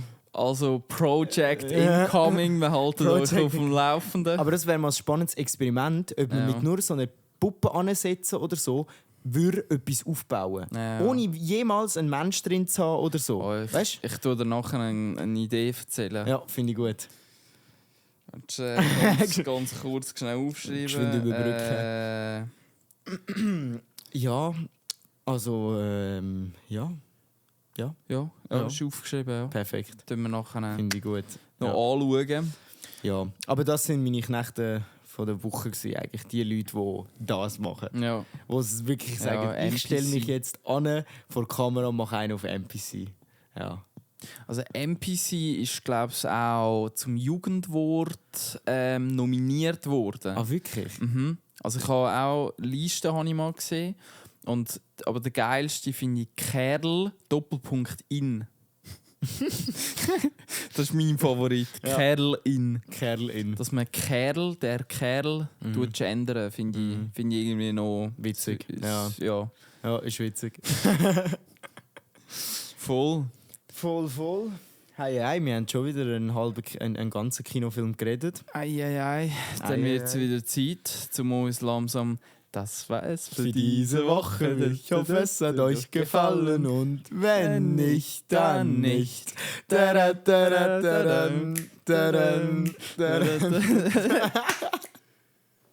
war es für diese Woche. Wir hoffen, es hat euch gefallen. Wenn ja, dann lasst doch einen Daumen hoch da. Und wenn nicht, dann nicht.